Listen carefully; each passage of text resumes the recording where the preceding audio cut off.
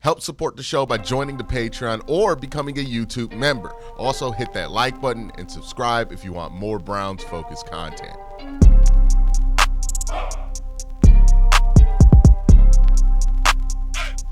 And you find it out. One of the things we talked about this before we recorded. Some of the difference between the North and the South. We hate a little bit different up here. Like, oh, yeah, no, y'all do, man. But down south we just be chilling, but up here, no, man. Yeah, I was telling you about. I was like, one of the things that made me realize this. We're gonna shift gears, talk about Deshaun Watson real quick. But one of the things that I was like, oh no, he might not understand what he's getting into is when they asked him about his rivals in his last place, and that's when I realized the difference fully, because he was like, we didn't really have no rivals in the AFC South for real, like nothing like that. And I'm like, oh dog, every division game, it's real life hate. Like Cincinnati, it's beef. Ohio don't really like Cleveland. Cleveland don't really like the rest of Ohio. That's that beef right there, right? Pittsburgh and Cleveland, oh, that's real life hate. Like, it's real life hate. Cleveland and Baltimore, it's hate. It's hate right there. Yeah. Yeah. And it's like, I remember his first game versus the Pittsburgh Steelers, and I was like, oh, this looks a little too new to him, because he looked shocked at what was going on there, and what people were willing to say to him in the crowd. And I was like, because he had already went through, I think, this is the thing, like the levels of shot. He went through the return game to Houston, right? So he's thinking, I've heard it all. It ain't got nothing on playing the Steelers when you on the Browns. Like, and then the Browns supposed to not be terrible. So like now they're taking you serious. They're not pitying you. Yeah, man. It gets real hateful up here. And it is a culture shock to a lot, because a lot of people think it's the East Coast, this West Coast. In the Midwest, people don't really have a distinct idea of what that is. And depending on where you are in the Midwest, it's a different ride. It's a completely different ride. I'm learning it. I'm learning, man. I share a story with you guys. It was the very first preseason game. The very first preseason game in Detroit. They was playing against the Bucks, and I think Dame had hit a 3, and I think the score ended up being like 17 to like 10 or something like that. And this was within the first 5 minutes of the very first preseason game.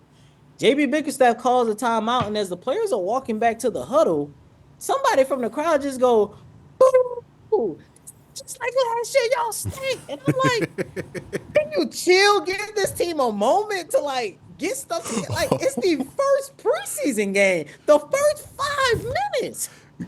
Dog, the Cavs have 58 wins. They lost 4 games in a row this year on a West Coast trip, and people telling me, oh man, we frauds. I knew they wasn't real, right? Like, it don't take nothing to get the angry out in these parts of the middle. Like, anywhere along the Great Lakes, it's different. It's a different energy that I think people are used to. But we got COTY Martin here.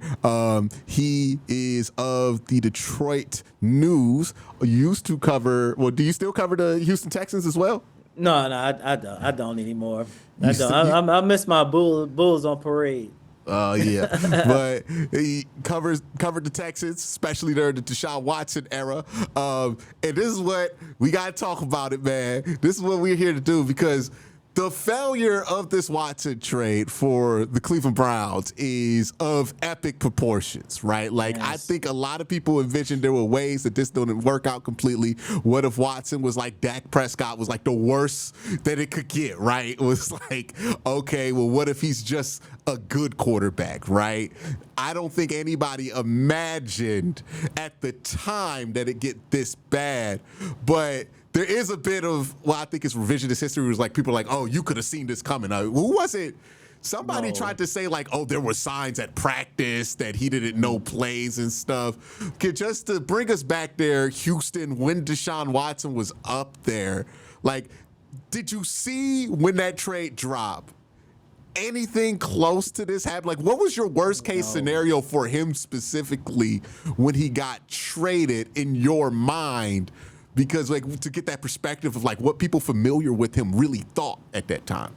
Man, let me just say, and I know you have a strong fan base, my brother. You do a really good job. Whenever I get a chance, I do drop in and, watch and see what you're talking about. And I say that because I know you're probably gonna have like a handful of people who remember me on your show, and I think it's probably the fourth time I'm on your show. So thank you for the invite. Oh yeah, I had to move some things around in my schedule to make this work. I was like, no, got to get on for my dog Quincy. I appreciate say all that just to say, the first time I came on this show, I was like, man, y'all gonna get a top five quarterback. You know, he's still blah blah blah blah blah. The second time I was like, he was rusty, man. You know, he rusty. He had to sit out. He had all this going on, bro. I'm sorry to your listeners and viewers. I didn't see this coming. I apologize if y'all want to come in my DM and call me stupid or whatever the case might be. I deserve it. It's over. It is over. And to answer your question, Quincy, when it's almost like the Pistons, but the opposite. Nobody, and I do mean nobody, saw this downfall of Deshaun Watson coming. And you talking about somebody who used to sit inside NRG Stadium with everybody and just being all at the plays and the things he used to do on the field. And I know when you talk about Deshaun Watson, you know, you got to get into like the skeletons that he had in his closet and whatever demonic thing that he was doing off the field or whatever the case might be. But we're gonna just stick to football for this conversation. His last year in Houston, bro, 2020. I understand that was the year they only won 4 games or whatever, but it was the start of the rebuild. This man threw for almost 5,000 yards, and that was without D Hop. That was when you know the Texans they had just fired Bill O'Brien. It was the start of a rebuild. You had bad contracts and stuff, and for him to do that, and I mean, dual threat quarterback. I mean, at this point, he was almost like a triple threat quarterback, if that's the thing. Like nobody really can really. It's hard to imagine where he was in Houston at the prime of his career. I got a running joke every time somebody tell me this. I'm like, look, in Houston at that time, you're looking at what 20? I think he got there in 2017. From yeah. 2017 to 2020, James Harden was the president, Deshaun was the vice president. And to be honest with you, depending on how bad James Harden used to piss the city off in the playoff series, sometimes that role used to reverse. But I mean, this man, he was like he was almost on the verge of Lamar Jackson and Patrick Mahomes during those first early years. I mean, what we see, matter of fact, perfect example. What we are seeing over these last 2 3 years from Josh Allen is what I imagined Deshaun Watson was going to be about 5 years ago. Like being that without a shadow of a doubt, top three quarterback in the league.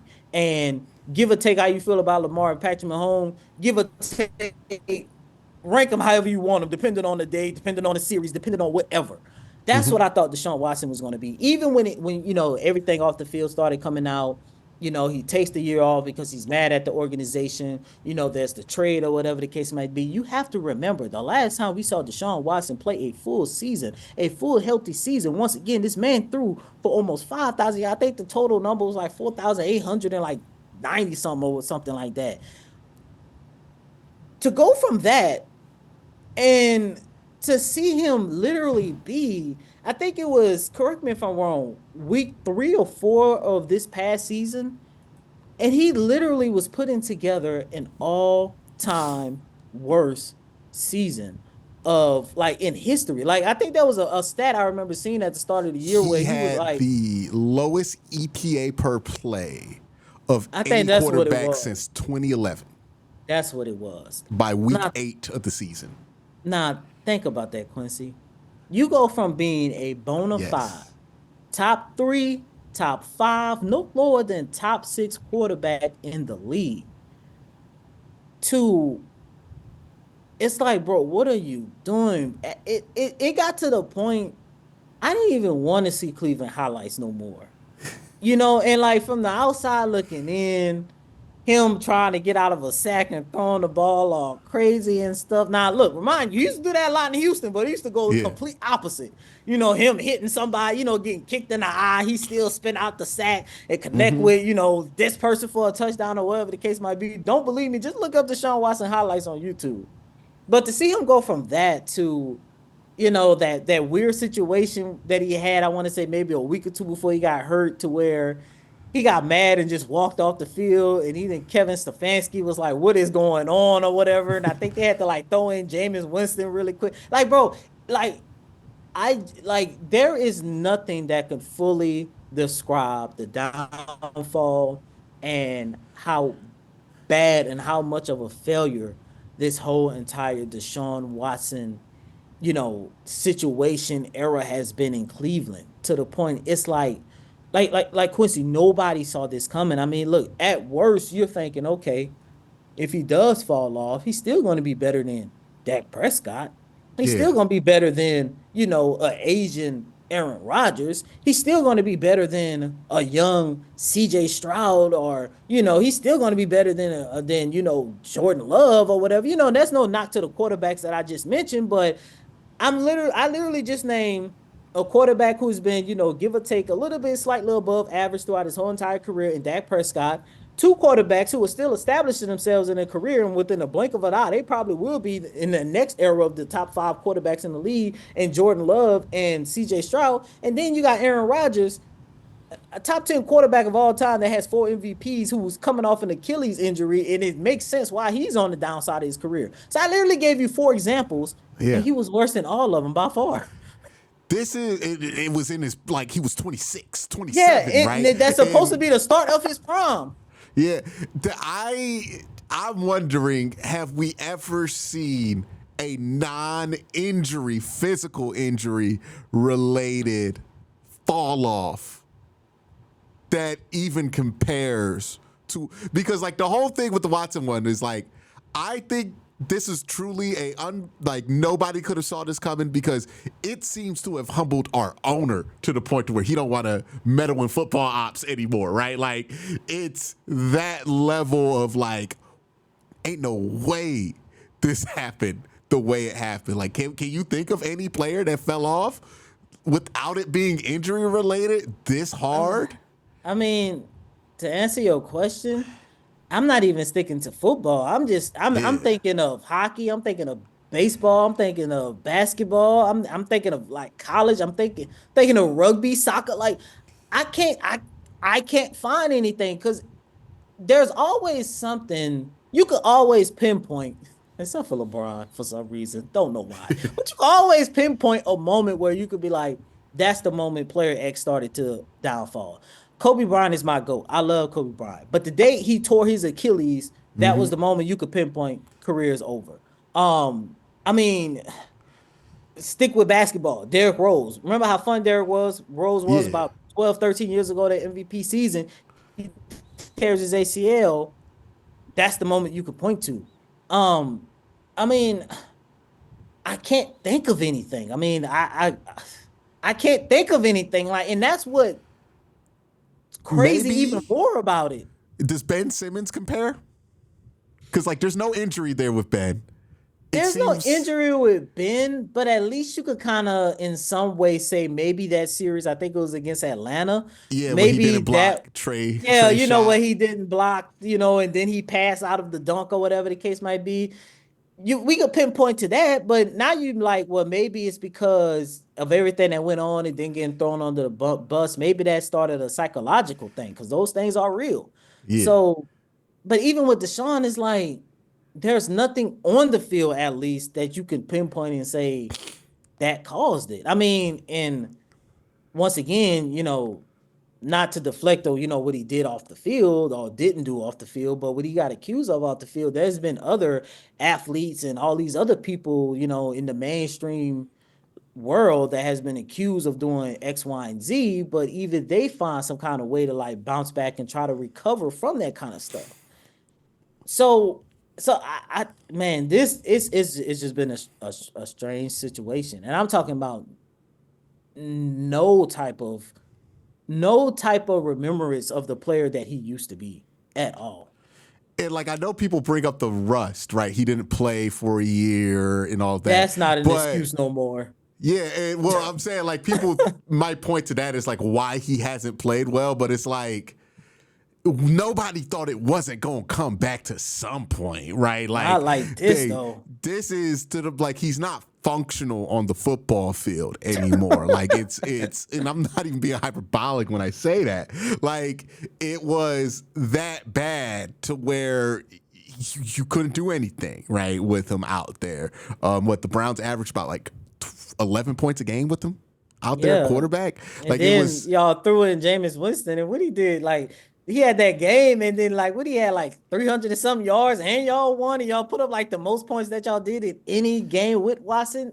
Like that's the kind of stuff I'm talking about. yeah. It's Like, it was clearly like this dude can't operate the offense anymore. This guy cannot, like, for whatever reason, he could not play football, whether it be a mental reason or a mental block that he acquired, like something that we don't know, or something maybe related to what we know about him, right? Maybe that caused the downfall, but nothing that we traditionally look at and think is supposed to matter to the result on the field was predictable with this, right? Like this changed my thinking of like, hey, you trade for a player with the controversy, you got to think about that like he got injured. Like you really got to give that thought about like if this is something that he's in the space to overcome on top of like the moral place that you're putting your fan base at as well, right? So that to me, I think I would wonder if you could get a candid reaction from every other GM in the league. Because right now, everybody's like, oh, I'm glad I didn't make the deal. Like, they didn't try to trade for Deshaun Watson. It's like, what, 20 teams that was trying to trade for him? Like, I know the main teams were Cleveland, the Panthers, Atlanta, the Saints.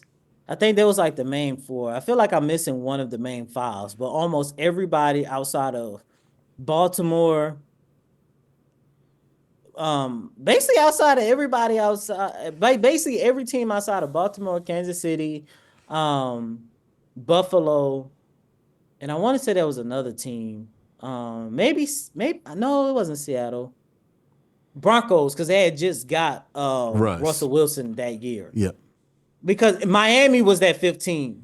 Miami was the 15, and the only reason why Miami didn't have the draft picks, right? They didn't have the draft picks, and then they bowed out because the league was starting to like kind of dip into whether or not they were what is that tampering with the rules, because that was also the same time with the Tom Brady thing, trying to get him out of retirement or whatever the case might be. They was doing some shady stuff between. And was that the same time with the Brian Flores lawsuit too? Yeah, then it was like the Brian Flores. Like they had a lot of shady stuff going on, and a lot of it did revolve around the Sean Watson stuff, and the league was about to see whether or not there was tampering, because the one thing about Deshaun when he set out in 2021 was, even though he was sitting out, teams that had interest in him, even if they just wanted to pick around and see what is going on with him off the field, they really couldn't do it because he was still under contract with the Texans at the time.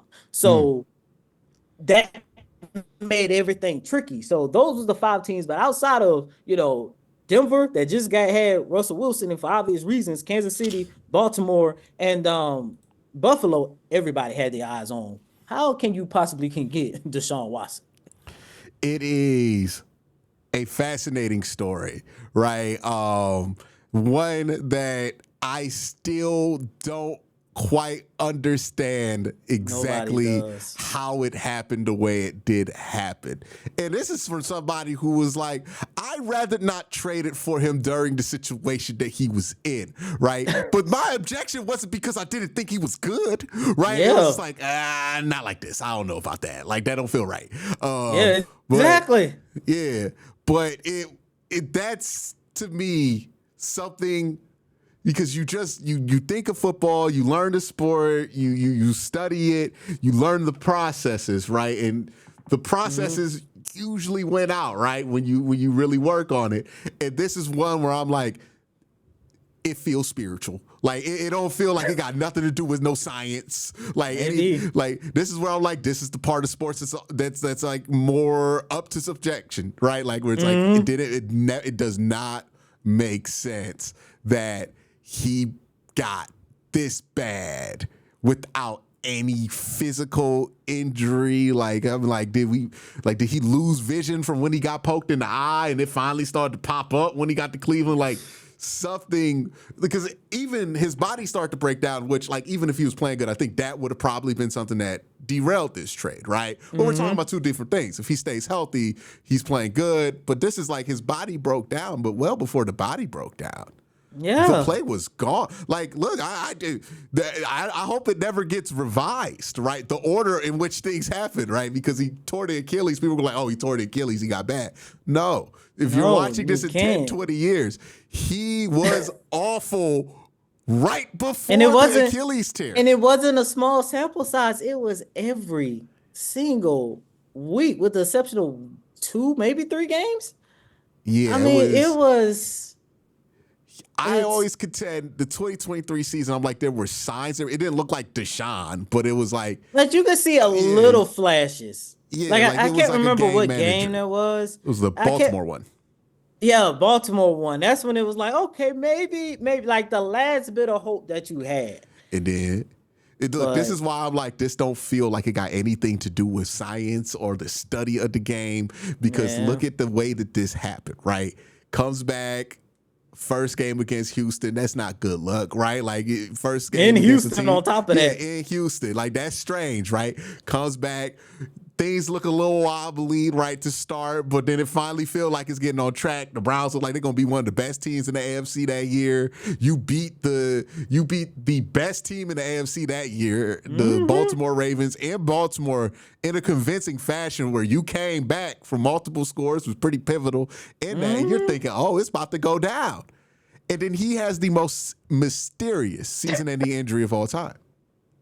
Like, the most, like, it was like, you were never usually shocked by a season-ending injury. This part gets forgotten, right, in the Deshaun thing. Because he had the shoulder injury before, right, for whatever reason. The Browns were playing really good. He's in and out the lineup with the shoulder injury. Comes back finally. Browns get a huge win with him at the helm. And you're like, okay, it's about to start. And then he's out for the year for a very mysterious shoulder injury. And I do think that shoulder injury, whatever physical downfall was happening for him, it just accelerated it.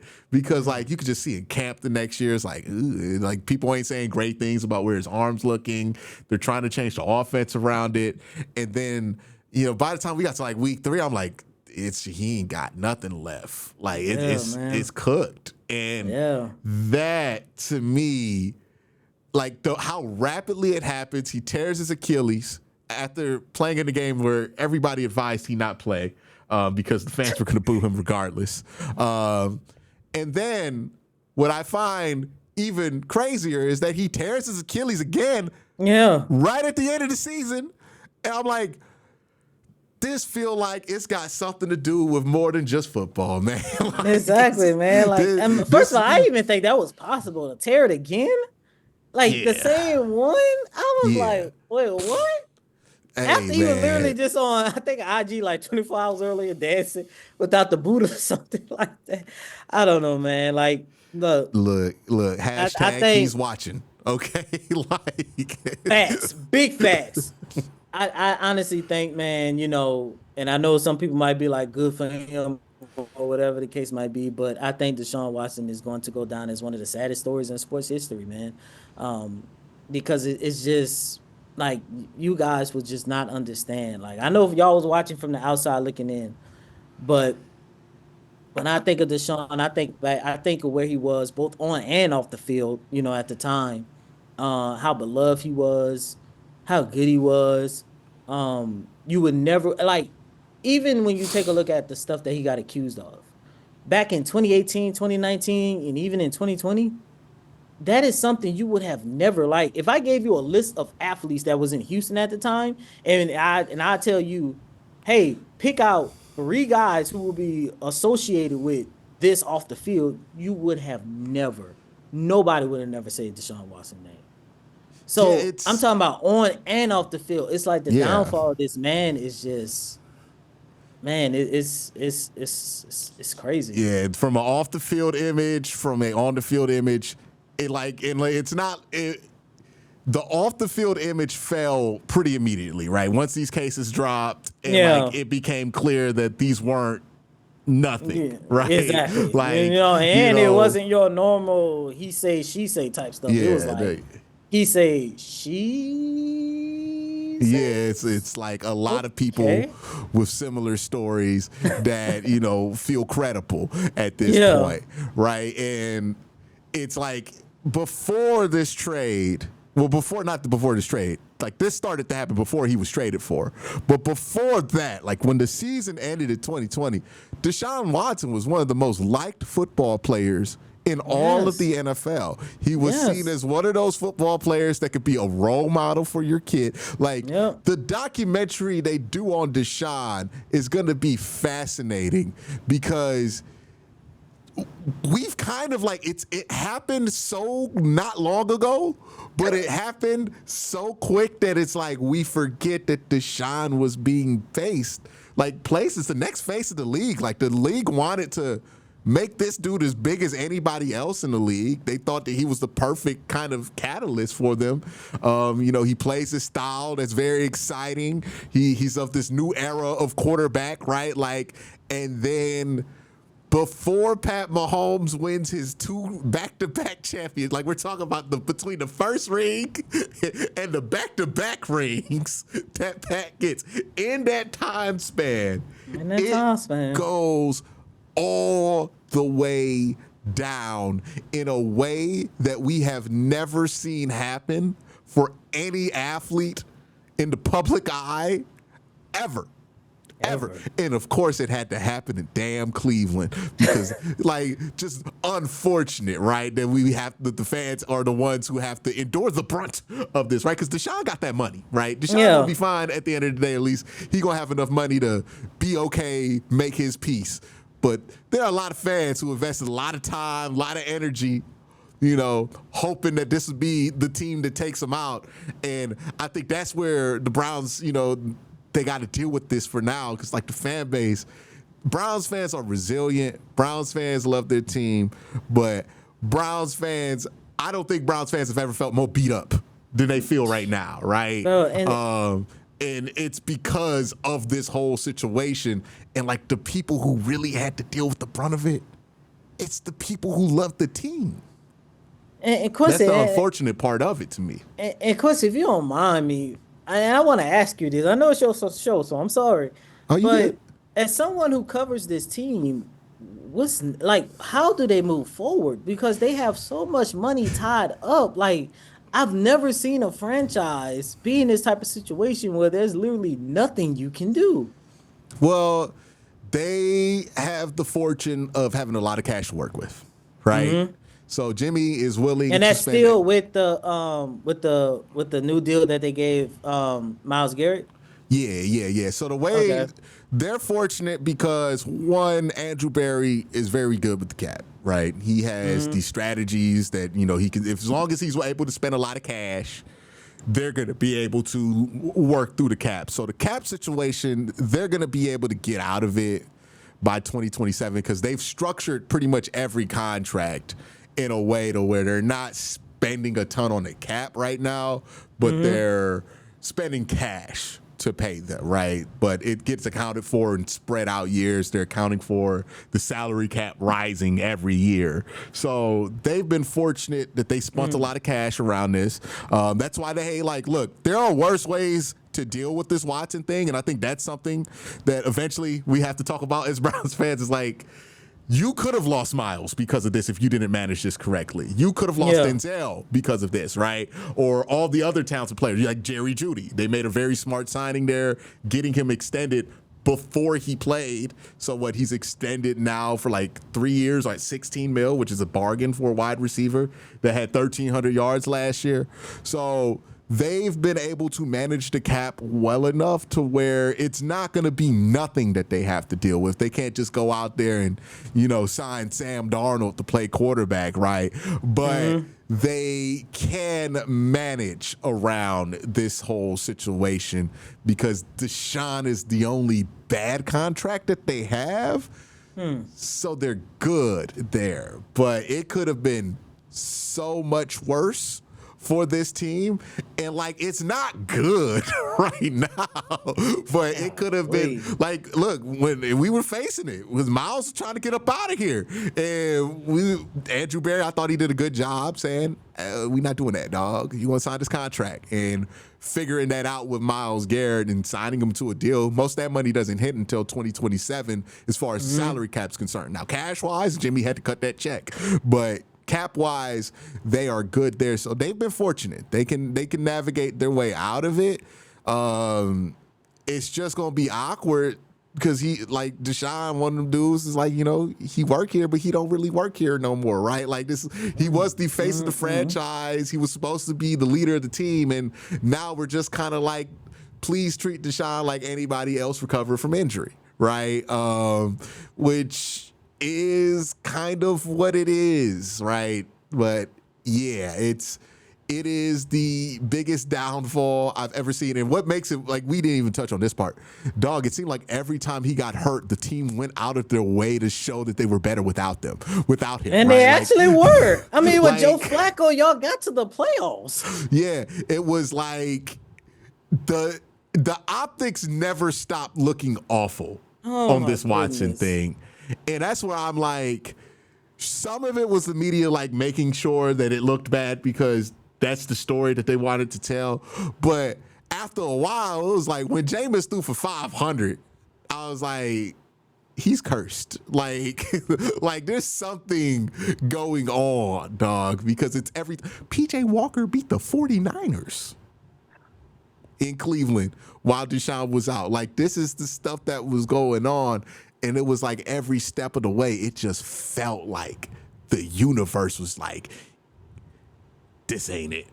This ain't gonna happen. We not gonna let it. Like, you ever watch, it's got James Franco and it's a Hulu original. It's about a man going back in time to stop the Kennedy assassination. It's called like 11/22/68. I know what you're talking about. I never got around to watching that series. I always wanted to. Maybe I should do it this off season. It's a really good show. I recommend you watch it. But one of the things that they do that's really cool in that show is that they make it so that whenever somebody tries to change the future fights back, but in a way where it looks like it's just the universe making other stuff happen, right?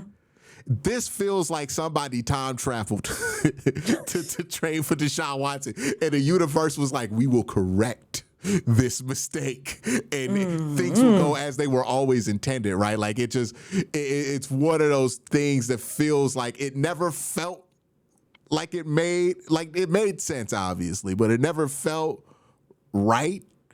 And it's like everything conspired to be like, this is just not gonna happen. Like, I guess the universe got other plans. Like, I try to be a very analytical, scientifically, like, process-based guy. This Watson thing is the only one where I'm like, God got something to do with that. Like, bro, you ain't lying, I got no better explanation for that than that. You ain't lying, man. Like, it feel like it got nothing to do with science on that one. But COTY, appreciate you being able to come on, man. Appreciate you changing up your schedule to be able to accommodate me, man. Make sure people can know where they can check you out, whether you're writing about the Detroit Pistons or just, doing your own thing. Oh yeah, man. You could just follow me on all your social media platforms. Really, just Instagram and Twitter, but more so Twitter, I guess X now, whatever we call that app now. You could just check me out at COTY Davis _24. Once again, that's COTY COTY DAVIS _24. It's been a fun season, man. Covering the revival of the Detroit Pistons, and if you come into the game on Friday, let me know, hit me up in the DMs. I love to meet, some Cavs fans, which, by the way, I've been to, let's say, about 20 to 21 arenas in the league, and Rocket Mortgage Fieldhouse is one of my favorites. It's different, right? I look, first of all, Cleveland is underrated. Yes. Every time I go there, I was like, man, I really like this city. I really like the vibe, and the arena within itself. I loved it. I liked it. The game, day atmosphere, everything. Like, look, I remember Joakim Noah, like, I want to say about what, 10, 15 years ago. I think it was more so 15 years ago. God, Oh we're getting yeah, went on old. that rant. You know, yeah, he was talking about who comes to. I was like, hey, I would love to take a drive to Cleveland and just hang out downtown. Like when I got there, I was like, yo, this is a pretty cool city, man. And yo, I think Cleveland might be up there as one of my favorite NBA cities, man. I'm not gonna lie. It's I'm not underrated. gonna lie. It's underrated. It is underrated for sure. Rocket Mortgage, I've always felt like, well, I remember when Donovan Mitchell first got here. And he was like, wow, this really ain't Utah. Bro, no. I went to Utah, bro. Let's just say that is way at the bottom.